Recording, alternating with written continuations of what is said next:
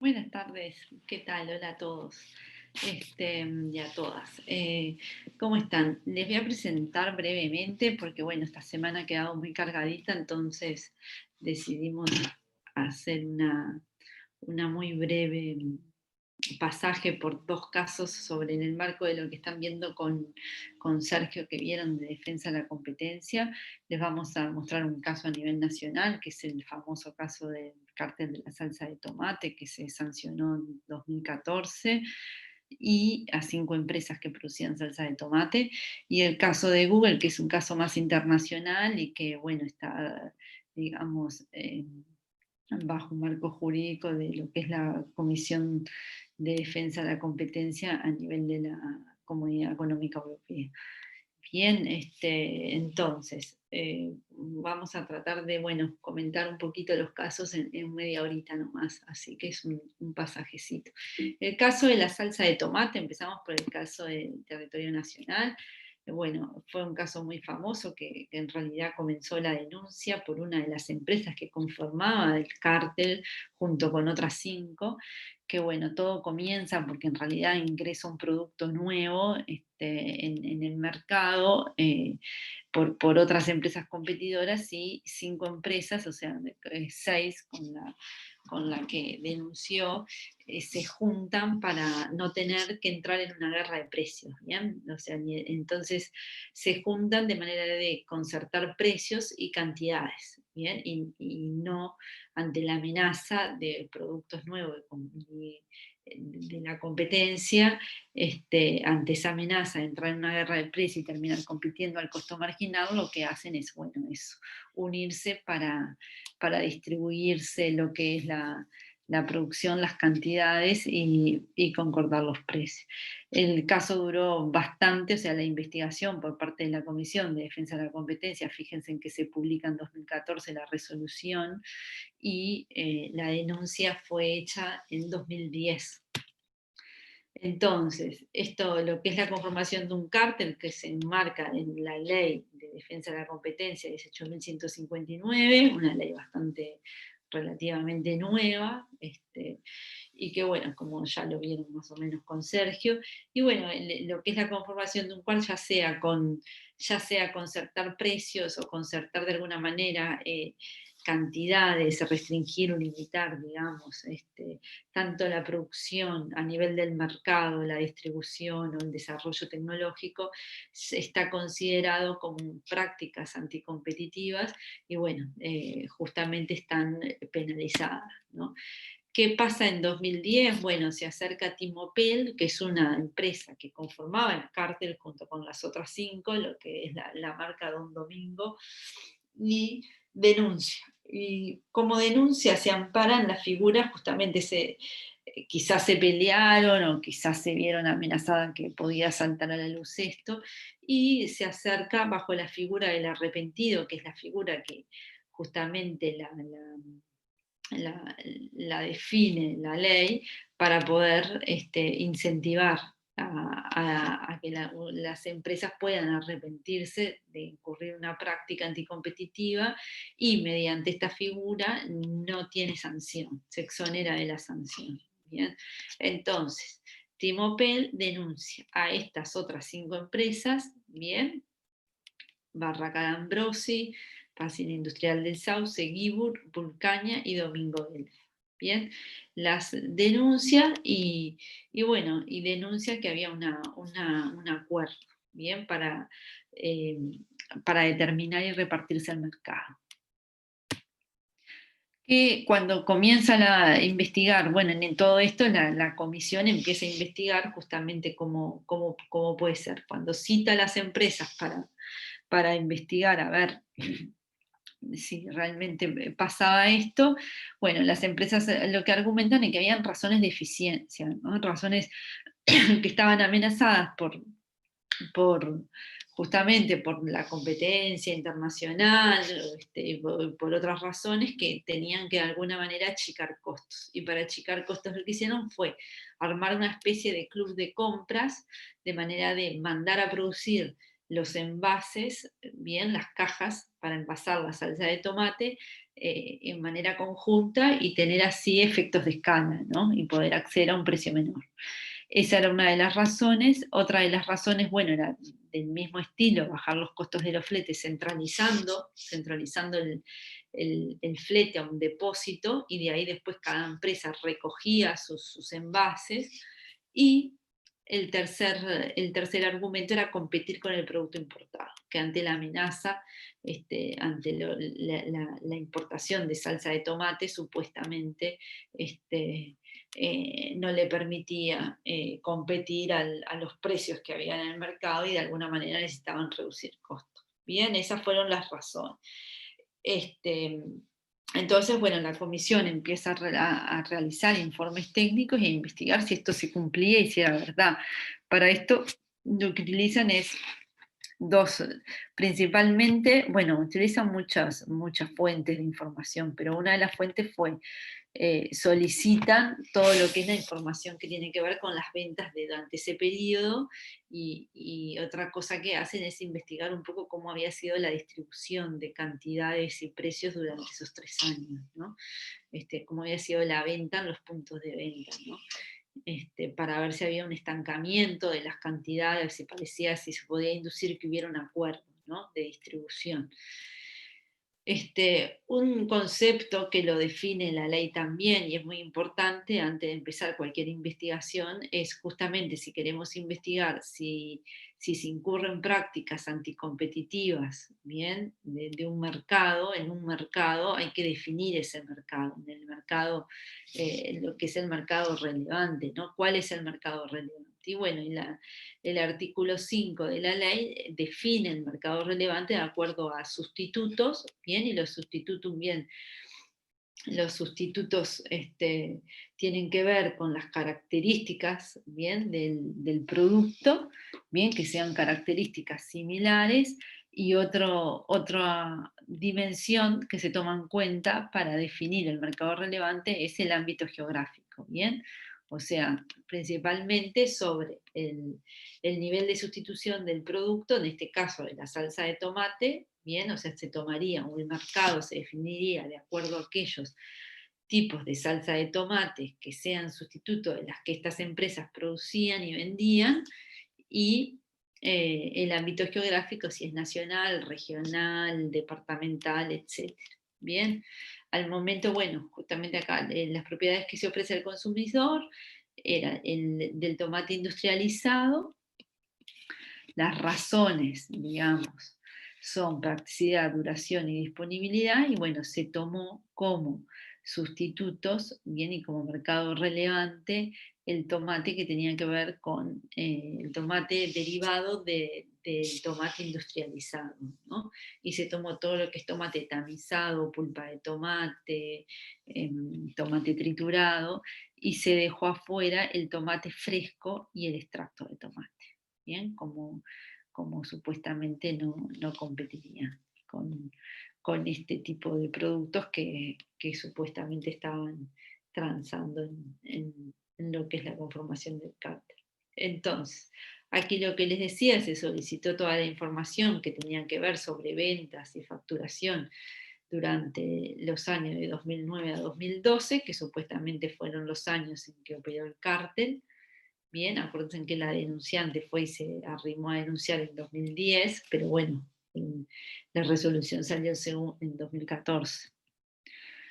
Y bueno, y sobre el argumento, por ejemplo, vamos a ver ahora qué pasó en la investigación con los 3 argumentos. Sobre las ventajas que habían argumentado en costos a través de un club de compras, lo que se vio que no era verdad, porque en realidad lo que miraron fue durante los años del cártel, antes y después, y se vieron que no había realmente una variación en los precios de compra, sean hechos individualmente antes de la conformación del cártel, ni durante, o sea, no era que se habían abaratados por hacerlo en más cantidad. Sobre el abaratamiento de los costos del flete pasó lo mismo, ¿no? No encontraron que hubieran abaratado fletes por centralizar a un depósito en común. Bien, o sea, durante esa fecha no se veía. Y sobre el argumento 3 que hablaba de competir con el producto importado, o sea, según la Dirección Nacional de Aduanas, lo que se importa, el producto que se importa es fundamentalmente producto que tiene que ver con tomates fresco o refrigerado y tomate entero trozos, no tiene que ver con tomate triturado y tamizado, que era el que estaban supuestamente acordando las cantidades y los precios. ¿Bien? Y además, bueno, los supermercados informaban que aproximadamente el 97% del valor de las compras que hacen los supermercados para la venta al cliente era sobre tomate tamizado, salsa concentrada, etcétera, que eran de origen nacional. Por lo tanto, el argumento 3 tampoco se encontró evidencia en que fuera verdad. Además de, bueno, de analizar toda esta información, bien, se analiza un poco durante ese periodo cómo es la variación de los precios y volúmenes, ¿no? O sea, ¿qué esperarían ustedes de un mercado que realmente opera en competencia sobre los precios y los volúmenes? Bien, tomando en cuenta los puntos de venta, ¿qué esperaríamos? ¿Que varíen? ¿Que no varíen? Bueno, si el mercado es muy competitivo, ¿qué estaría pasando? O sea, tendrían que variar los precios, ¿verdad? Porque justamente la competencia haría que los precios varíen y también las cantidades. Entonces, sí, o sea, lo que se hizo fue, se recogió precios y cantidades durante esos años, y acá en realidad tomamos solo cantidades, y hay solo 3 años, pero bueno, se hizo un poco más extenso y amplio esto, y se tomaron en cuenta todos los puntos de venta donde las empresas vendían, y si ustedes observan con tiempo, si tienen ganas, van a ver que el porcentaje de producto que vendía cada empresa en los distintos puntos de venta está casi estancado, o sea, es casi siempre el mismo. Y la ausencia, bien, de que cada empresa no vendía en determinados lugares también se mantiene durante estos 3 años, lo cual esto induce a que hay un pacto atrás, ¿no? Si el mercado es realmente competitivo, estos porcentajes tienden a variar, ¿bien? Y sobre todo lo que tiende a variar también es el porcentaje o sea, lo que aparecen como ceros, ¿no? La ausencia de ventas, generalmente los, las empresas de un año a otro negocian para vender con distintos puntos de venta, ¿no? Entonces, esto muestra un statu quo que sospecha, ¿no? Que intuye que hubiera un acuerdo tanto en precios como en la distribución de las cantidades y de los puntos de venta. Bien, esto justamente es lo que están indicando, un mercado extremadamente estancado sin competencia real entre las empresas. Esto no muestra competencia entre las empresas, ¿bien? Sino más bien un reparto de mercado, como dice acá. Entonces, las evidencias que dio indicios a que realmente existía un acuerdo, otras evidencias fueron que había un acceso a la información, o sea, ¿qué pasaba?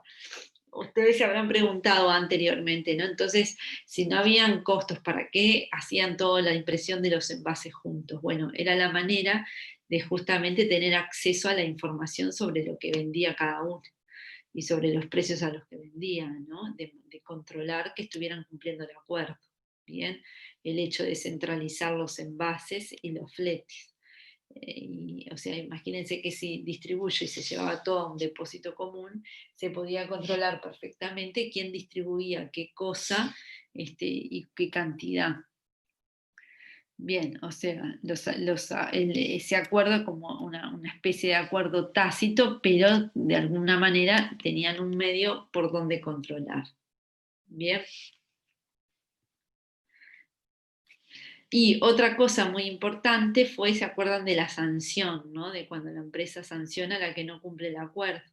Bueno, ¿cómo sancionaba? Justamente llevando a bajar los precios del producto que la que denunció vendía. Entonces se observó que había una baja de precios abrupta a partir de 2010, bien, en lo que es la pulpa tamizada y triturada, que es la que vendía Timopel. ¿Sí? O sea, eso también mostraba que habían sancionado a la que se había salido del acuerdo, que quizás fue lo que lo que la hizo justamente denunciarla, ¿no? Bueno, entonces ahí ante estas prácticas anticompetitivas, lo que hace la comisión es de alguna manera ordenar el inmediato cese de la conducta y además, bueno, calcular el pago de la multa, ¿no? La sanción, que a veces funcionan y a veces no. Por ejemplo, en el caso de Fábrica Nacional de Cervezas, por ejemplo, es un caso que es muy recurrente, que a pesar de que cada vez le cobran una multa más alta, pareciera que tuvieran incorporado ya en su presupuesto las multas por hacer prácticas anticompetitivas, ¿no? Y no parece funcionar el sistema de multa. Y bueno, acá más o menos le calculan las más grandes, les calculan una multa más alta de 4 millones de unidades indexada y las más pequeñas terminaron pagando un poco menos. Y la que se fue y denunció detrás de la figura del arrepentido, no se le cobró multa, sino que quedó exonerada. El otro caso que le queríamos mostrar también rápidamente es un caso que, bueno, excede un poco las fronteras, que es un caso que está regulado, digamos, por la Comisión de Promoción y Defensa de la Competencia a nivel de la Comunidad Económica Europea. Y bueno, es uno de los casos de Google, bien, que ya ven acá que tienen mucho, es bastante recurrente también en prácticas anticompetitivas, y es el incumplimiento, bueno, lo que observa la comisión es el incumplimiento de normas antimonopolio a partir de un abuso de posición dominante, ¿sí? O sea, lo que hay que remarcar que la posición dominante, o sea, tener una posición dominante en el mercado, o sea, acaparar un porcentaje alto del mercado mayor a las competencias, no es ilegal, eso no es ilegal. Lo que es ilegal es abusar de esta posición dominante, hacer prácticas que limitan la competencia aprovechando de que tengo una posición dominante y por lo tanto tengo un poder de negociación muy alto frente a lo que es proveedores, a lo que es usuarios, etcétera. Bien, entonces, lo que justamente vamos a ver que lo que hace Google es hacer prácticas que lo ayudan a consolidar bien la posición dominante en los servicios de búsqueda, en el buscador, el Google Search y en el navegador como el Chrome, ¿no? O sea, la posición dominante a ese momento se consideraba en lo que era el sistema operativo de móviles con licencia, el sistema Android, que usted conoce, el sistema Android es un sistema de código abierto, bien, es un sistema que se puede, primero es un sistema con licencia, ¿no? Yo sí fabrico, para los que fabrican los teléfonos, pagan la licencia y pueden implementar en el teléfono el sistema operativo Android. Bien, y por otro lado, lo que tiene el sistema es que es de código abierto, que cualquier desarrollador puede modificarlo, hacer una bifurcación. O sea, ¿qué quiere decir una bifurcación? Es como una modificación a partir de la fuente madre que permite hacer este sistema compatible, digamos, ¿no? O sea, puede hacerlo, perdón, hacerlo compatible con otras aplicaciones, con otras cosas, ¿no? O sea, lo modifica y lo hace compatible o con otras funciones, le agregan funciones o sacan funciones, lo modifica. Y, y, y bueno, sobre el sistema operativo y la posición dominante, otra posición dominante que tiene sobre el servicio de búsqueda en general, ¿no? Sobre lo que es el Google Buscador. Bien, fíjense en que acá dice que tiene cuota de más del 90% en la mayoría de los Estados miembros del espacio económico europeo. Lo que les decía recién, que es un sistema, bueno, operativo inteligente disponible con licencia, y que, bueno, al tener posición dominante en lo que es un sistema operativo, existen barreras, y eso genera barreras a la entrada debido a que a los efectos de red, esto ustedes ya lo vieron, que cuanto más personas utilicen un producto, eso genera que más desarrolladores preparen aplicaciones para este sistema, ¿no? Y a su vez eso atrae más usuarios, ¿sí? Por ejemplo, sobre todo lo que tiene que ver con aplicaciones interactivas, ¿no? O con las redes sociales, más que nada, ¿no? Eso genera mucho efecto de red. Bueno, y a su vez eso ayuda a consolidar esa posición dominante, ¿no? Y generando barreras a la entrada. Bien, esto es una diferencia que tiene Android justamente al ser un sistema abierto y utilizado con licencia, es bien diferente al, al sistema operativo iOS, ¿no? O el BlackBerry. Bueno, BlackBerry no sé si todavía existe, pero el iOS es bien distinto, ¿no? O sea, no puede un fabricante o teléfonos, no pueden implementar el sistema operativo iOS, sino que solo la marca de iPhone trae ese sistema operativo.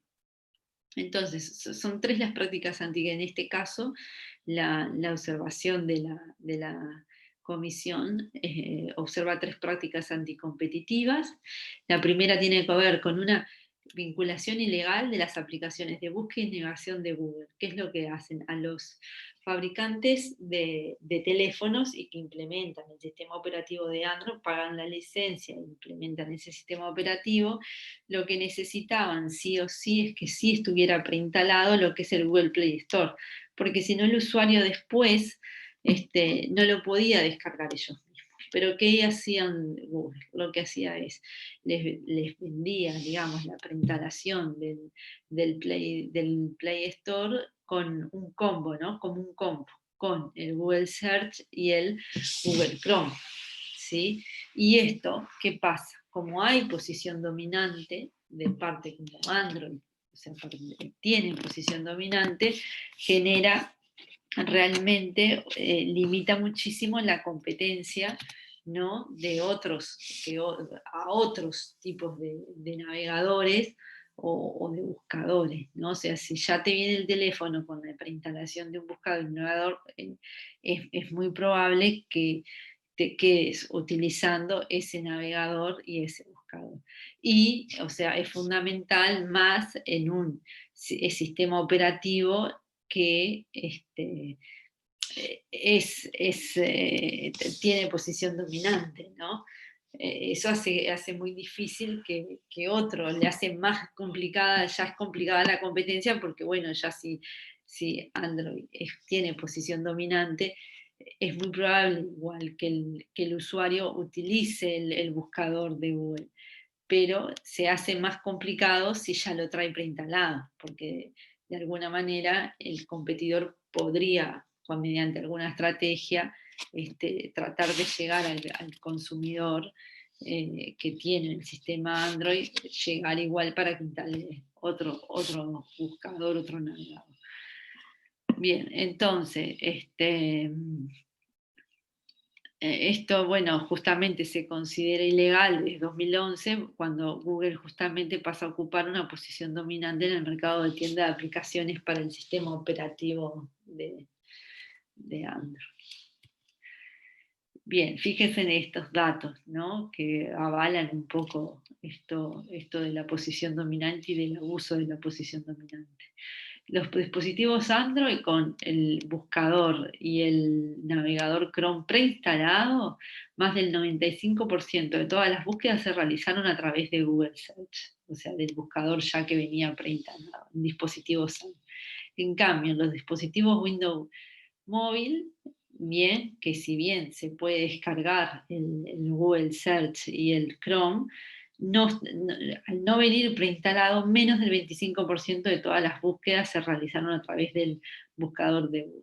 Bien, o sea, esto muestra que la preinstalación, ¿no? Ya predispone en alguna manera al consumidor, o sea, a ver, eh, también está que, bueno, quien de repente busca un móvil con un sistema operativo de Android, por ahí prefiere el buscador de Google, pero de alguna manera esto muestra que hay cierta predisposición a utilizar el buscador y el navegador que te viene preinstalado. ¿no? La implementación puede crear un sesgo a favor del status quo, lo que dice en el informe de este documento.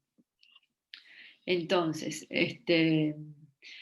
las pruebas se ha de alguna manera, mediante modelos a veces estadísticos, algún modelo que realmente analice bien los datos, se encuentra como que, bueno, que hay más frecuencia la aplicación, o sea que el uso de la aplicación del buscador de Google es sistemáticamente mucho más frecuente en dispositivos Android en los que está preinstalada que en los Windows Mobile donde no viene preinstalada, ¿no? Donde el usuario lo deberían descargar. Bien, entonces, ¿cuáles son los efectos en la competencia? Lo que hemos ido mencionando, ¿no? Que se reducen los incentivos justamente a fabricantes. O sea, acá hay dos efectos. Uno es reducción de incentivos a fabricantes para preinstalar aplicaciones de búsqueda, otras aplicaciones de búsqueda y de navegación. Bien, si me exigen, si para implementar el Google Play eh, me venden un combo, evidentemente que ya desincentiva al fabricante a instalar otro buscador u otro navegador. Bien, o sea, no negocia con otro desarrollador, si ya tiene por defecto ese combo. Y a su vez también desincentiva también a los desarrolladores también, ¿no? O sea, limita la competencia al, al desarrollador de otras aplicaciones, ¿no? Sí, entonces, y a su vez, bueno, evidentemente que sí, que desincentiva al usuario a descargar otra aplicación o otro buscador, otro navegador, porque bueno, por tanto se redujo, por tanto, la capacidad real de competir de manera efectiva con Google. Acá hay un elemento que no está, no lo escribimos acá, pero que también en el documento lo menciona en algún momento, que también es clave pensar que esta práctica le hicieron en momentos donde crecía significativamente la navegación por Internet mediante el teléfono, ¿no? Que estaba como en un momento de crecimiento acelerado. Hoy día, bueno, quizás ya el usuario tiene más información o tiene más capacidad de repente de idea de elegir un navegador o elegir otro, o un sistema operativo u otro, pero cuando recién comenzó el boom de la navegación por Internet en el teléfono, había menos, el usuario estaba menos informado. Entonces, por ahí venía un navegador en el teléfono y no sabían si era un navegador de Google o otro navegador, o sea, directamente usaban el que tenían y tampoco es que supieran, ¿no? O sea, que supieran que ahí había la posibilidad de hacer una elección, ¿no?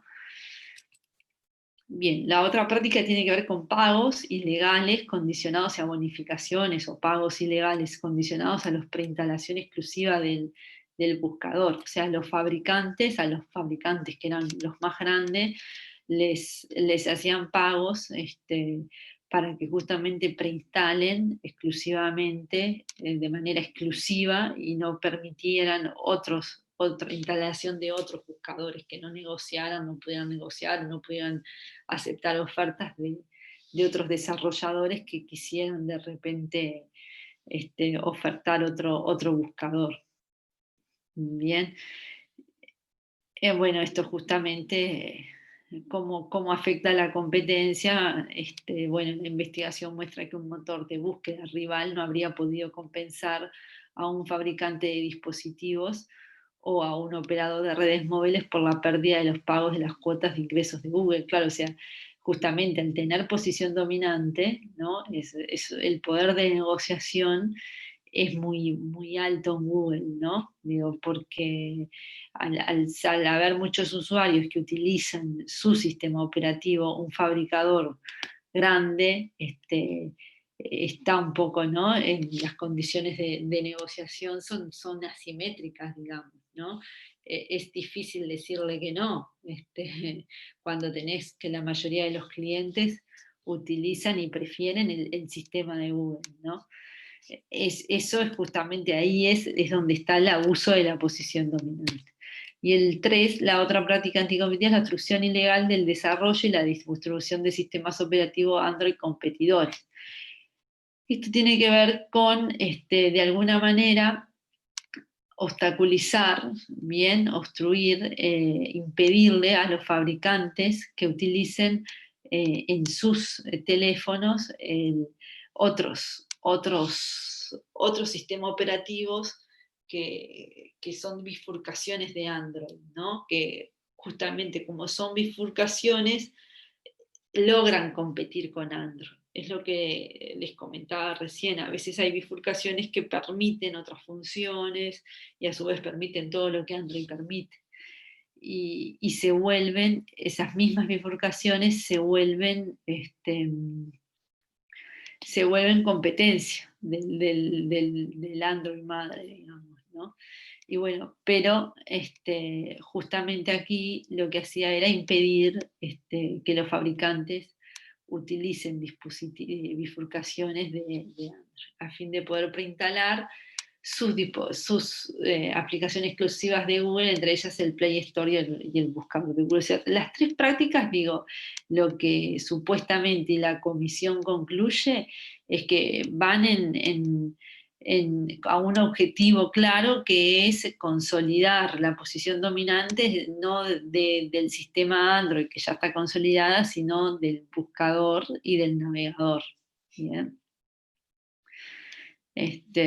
Bueno, y esta práctica reduce la posibilidad de desarrollar y vender dispositivos que funcionaran con bifurcaciones. Por ejemplo, capaz que a alguien le suena una que hubo dispositivos móviles basados en bifurcaciones de Amazon denominado el Fire OS, sea a alguien capaz que le suene. Bueno, esto que decíamos hoy, hay como efectos directos, incidencia directa en usuarios, bien, o sea,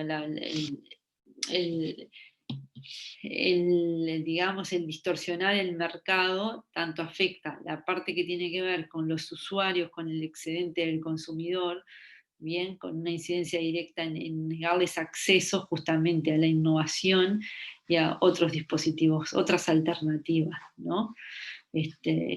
Y es importante lo que tiene que ver con la innovación, ¿no? Porque si no permite, impidiendo que los desarrolladores fabriquen otros sistemas operativos, bien, a partir de la fuente Android, que para eso es un sistema abierto y tiene sus ventajas de ser un sistema abierto para la misma empresa. Eso hace que, bueno, que los desarrolladores se desincentiven, ¿no? Entonces, a veces eso lo que hace también es frena lo que es el proceso de innovación. Bueno. Y bueno, esto sobre las tres prácticas, las prácticas de vinculación, que garantizaban la preinstalación del motor de búsqueda y navegador, en práctica todos los dispositivos, pagos de exclusividad, o sea, tienen fuerte efecto tanto para disuasorio, tanto, bueno, lo que hablábamos recién, tanto para los competidores, como que pueden ser tanto desarrolladores, como, y bueno, y del otro lado, cómo perjudica al consumidor al limitar innovaciones que podrían poner alternativas de consumo al consumidor, ¿no? Y bueno, obstruye el desarrollo de bifurcaciones que podrían haber, esta es la práctica 3, podrían haber proporcionado una plataforma para que prosperen también otros desarrolladores de aplicaciones. O sea, ver eso, ¿no? Cómo hay efectos directos y también hay efectos más indirectos que tienen que ver con efectos más a nivel social, ¿no? Y bueno, y la multa que bueno, se calculó justamente en base a los ingresos que podría haber venido Google por las promociones y servicios de publicidad en esos motores de búsqueda. Hasta aquí es todo, entonces, como dijimos brevemente. Muchas gracias. Cualquier duda nos escribe en el foro.